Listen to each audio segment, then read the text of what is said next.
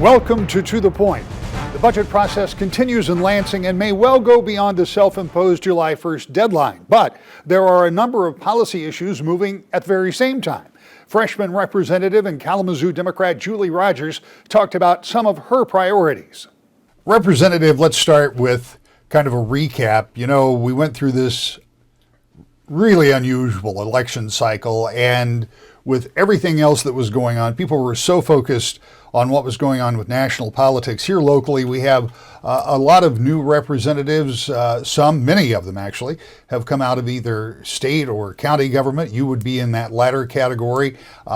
We haven't talked a great deal in the almost 4 months since you have been in office. Before we get into some of the very specifics about what you're working on, talk to me about what your experience has been after taking office early this year. Sure, Rick. Well, thanks so much for reaching out. You know, I am so proud and very excited to be up here serving. I count it as a privilege to be serving Kalamazoo and a little bit of Portage as well. And I've worked towards this for a really long time. I think everything happens for a reason. And I'm really glad that I had that 8 years of county government experience. Working with a number of my colleagues who have served in local government, I think does make a difference. It gives us a little bit more experience, but also perspective, and kind of playing that long game and realizing sometimes things don't happen overnight and it may take years to put some kind of package together and get it across.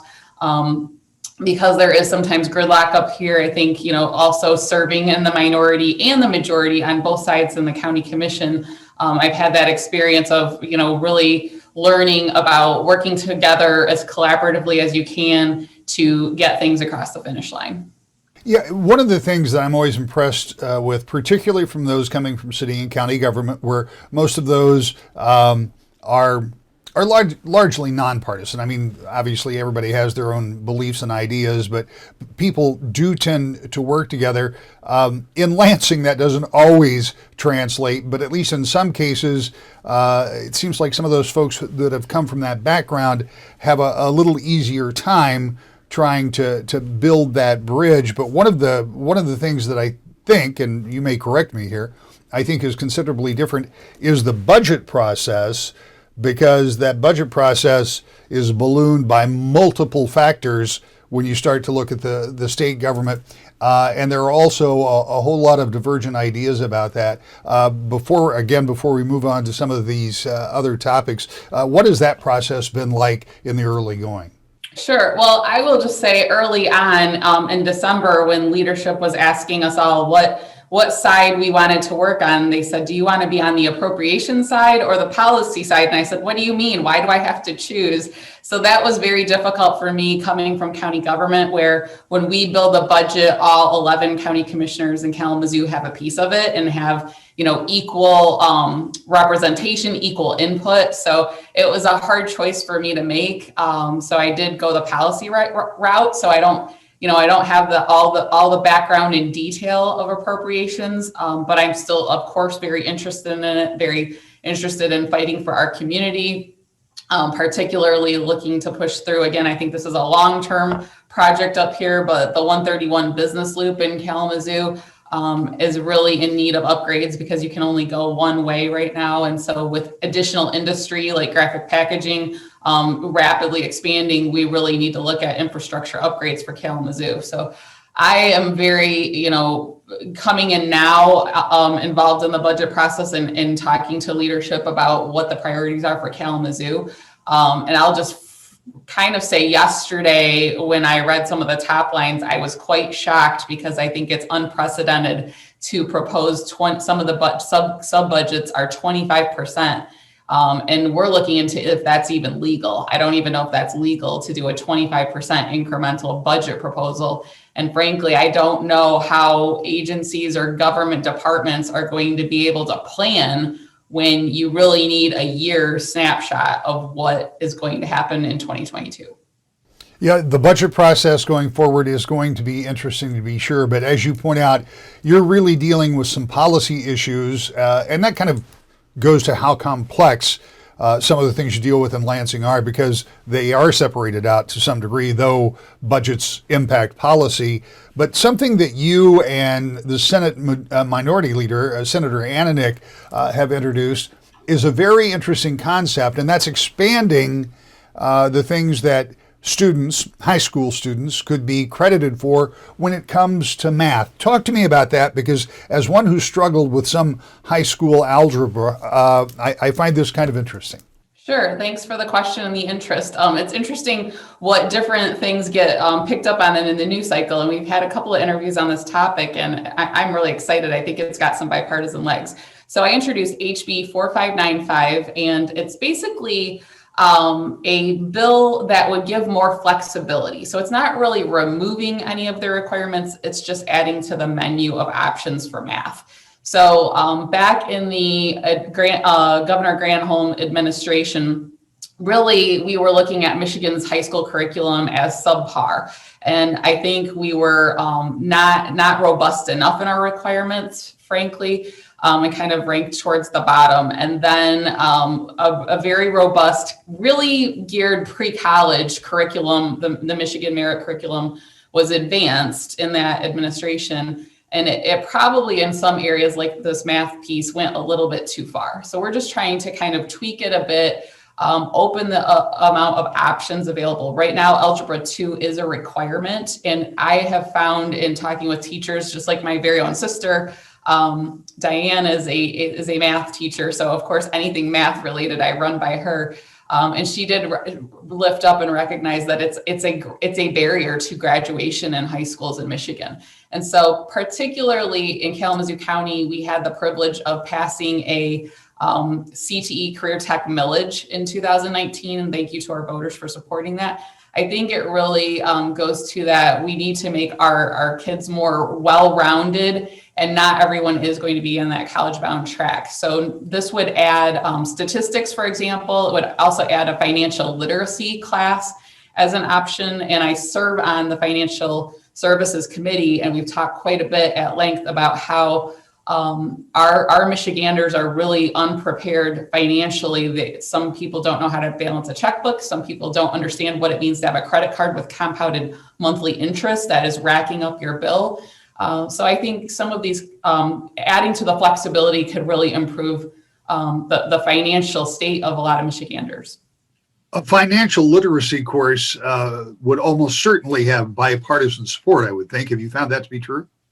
I did. And when I was shopping around my bill for co-sponsorships on the House floor, a number of Republicans said that really caught their eye and that they really appreciated that as an addition. I think I have at least five or more Republican co-sponsors on it. So I do think that the timing is right. I know pieces of this have been introduced before, but I think one of the controversies in previous terms was eliminating Algebra 2. And of course, some people still need to take Algebra 2. It's not a bad class. It's just that it's not necessarily for everyone. So again, adding to the flexibility in the menu of options, I think would go a long way.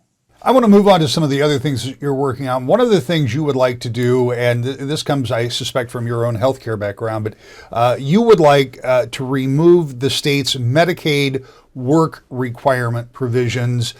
Tell me how that would work, and tell me why you think that's important. Sure. So that's House Bill 4645. And again, as you remember, I'm a healthcare provider, physical therapist to be specific. Still practicing a couple days a week at our local hospital. And I actually have had a couple of folks in this situation. So back a couple years ago, I think in 2018, Republican-led legislature put on Medicaid work requirements stating that to receive Medicaid benefits, one had to work a minimum of 20 hours a week.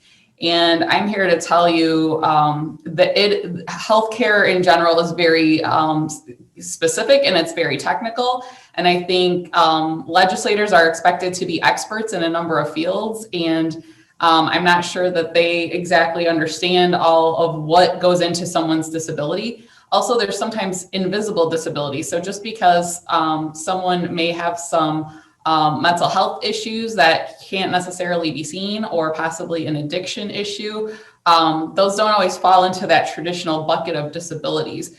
So there's a number of reasons why sometimes people can't work. I also find it really strange that sometimes I was in the middle of rehabbing an individual that was working. They temporarily weren't able to work. We were making progress and they needed to miss work to come to their therapy visits and get better.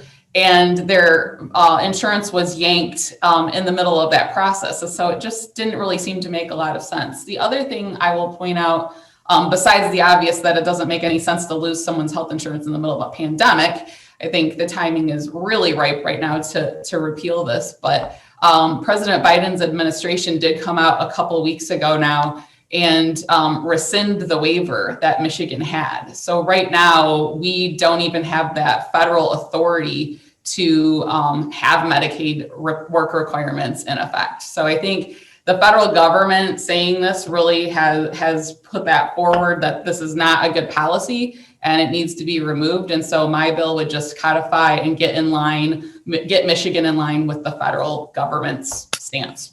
You're also sponsoring a bill that talks about insurance discrimination. What type of insurance and what type of discrimination do you hope to move away from with that legislation? Sure. So my bill, it includes all insurance. Again, my personal healthcare lens, I think health insurance should be available to everyone, particularly in the pandemic. But this specifically protects the classes of gender identity and the LGBTQ community. And so there was a Supreme Court decision in 2020, the Bostic versus, I think, Clayton County, Georgia decision. And it basically it gave a definition for the term sex. And it specifically included sexual orientation, gender identity to be protected classes when we talked about the term sex. So again, this has already had national decision making, and it would just get Michigan in line with our federal decisions and codify that. The other thing I will say again is I have a couple of Republican co-sponsors on this too. So it's bipartisan in nature, and I think the tide is slowly turning. You know, we had the controversy in Kalamazoo County with former Speaker Chatfield and various stances that he's had in our business community, and our philanthropic foundations and some of our colleges came out strong with leadership saying we want to be inclusive in Kalamazoo County. It's what these bills are representative of where my district is. And so I think it's really important to be inclusive as possible. And I really see the tide turning up here in Lansing. When we come back, criminal justice reform with an eye towards victims and rehabilitation. Next, To the Point. Welcome back to the Point. Adrian Republican Representative Brana Kahle introduced bills this past week that would deal with victim compensation, recidivism, and rehabilitation. She talked to us about the purpose and prospect of those bills.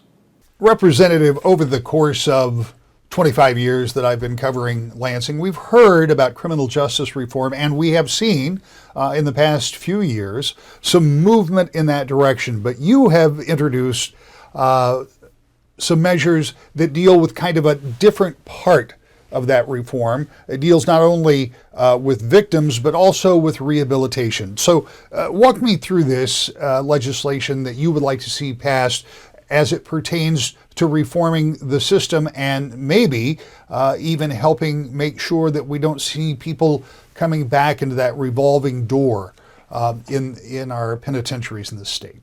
Yes. Well, you said it so correctly, Rick. Overall, great introduction to what this really is all about. This bill and the package overall is about crime victims. It's certainly also about improving public safety, which is critical, and it's about expanding our state's workforce, and it's about reducing wasteful prison spending. But we really need to improve our ability to support crime survivors as they recover from the impacts of crime and violence, and to make sure that the people that are released from our state prisons, from our corrections system, are in a position to do better when they come out and to take responsibility for themselves and for their families. And with this bipartisan package, the state of Michigan now has an opportunity to take what I believe is a very important first step towards healing survivors of the past, but also improving safety and and reducing the number of potential victims in the future. If you've ever talked to a survivor of a crime victim, they really want to make sure that they are safe. They want to feel safe. They're afraid, and this package makes sure that that happens. That is a foremost priority within this. Well, making sure that victims are at once safe and also in some cases compensated is not a new idea. And of course, a legendary West Michigan legislator, Bill Van Regenmorter, worked on making sure that victims were somehow taken care of for years. I mean, this certainly goes beyond that because you're talking about real cost associated with crimes that families have to bear, and that's a different approach. Yes. One of the things that happens, public safety, it demands that we break this cycle. There's a cycle of victimization that plagues the victims of crime. Some neighborhoods in Michigan really bear a disproportionate burden, I would say, of this victimization that goes untreated. And too often, victims are unable to navigate the really complex rules and restrictions that are tripped up by regulations that might keep them from accessing the critical supports like the victims' compensation when they need them most. And think about the last year. I think as we look ahead and we talk to experts and we talk to different people, you even talk to leaders in your own community, many of us are wondering, what are we going to see as Michigan is reemerging, as we're re-engaging, as schools are becoming open more and more? What's been going on in our communities? And, it's been an unprecedented strain on families, on communities. And the pressures have hit our vulnerable populations the hardest of all, including victims of violent crime. And it is our responsibility to ensure that they are protected and supported during these bad times as well as the good times. So when they experience a violent crime, they need to be able to access some of these programs and services and supports that address their trauma and help them heal, and that they're empowered. But, that's half the story. The other half of the story is the perpetrators themselves. And what do we do there to increase safety? One of the things, and I want to get to that and the recidivism problem, but one of the things that I did not know before looking at this set of bills, that there is a time limit on reporting a crime to be eligible for the Victims' Compensation Fund. And it's a really short window, isn't it? Yes, it is. And there's that can be addressed, right? We want to make sure that those supports are there. There was actually some work done last term that began to open the door to some of these conversations with trauma recovery centers. But that was the beginning. And we can continue this with the Safer Michigan Act and the 7 bills that are part of this act. And so that they can be empowered to understand these, to know about the time limits, and the supports are there to help them prioritize their healing and their recovery in the aftermath of victimization. One of the priorities that this set of bills also sets out is making sure that those people who are incarcerated are given a pathway, a way for them to not return to prison, but return to society in a meaningful way. And part of that is rehabilitation. I assume part of that is training. How would you address that? Sure. Well, I want to point something out immediately. And that firstly is that there's productivity credit portion of the package. And that's what we're talking about here. A way to incentivize those that have been in the system to better themselves and to be in a better position to be productive when they come out. However, So that's what we would call the productivity credit portion of the package. But that is not about people who have been convicted of murder or who have been convicted of sex offenses or human trafficking or things of that nature. But for everyone else, if the judge and the prosecutor have determined that it's possible that an individual will one day return from prison after their sentence, we want to incentivize those people to engage in programming that is designed to help those individuals' specific challenges before they get out. And that's really so they can get the mental health treatment, the job training, as you mentioned, Rick, the addiction treatment, the education, the behavior modification, whatever it might be there that they need before they come out of prison and get back to our communities so that they're ready to engage, which will in turn not only expand the state's workforce and reduce our prison spending, but it will ultimately improve public safety, because when they come out, we want to break that cycle and give them that chance give them that second chance to be productive and prepare them for reentry, which is a challenging time. It's interesting that you have that one provision that affects so many different levels of the societal problems that we see with incarceration. Obviously, there is a cost associated with that, but there's also a cost associated with crime if someone's released from prison and is commits another crime. But perhaps the most important thing is giving somebody the skills and the pathway that they don't have to be reincarcerated.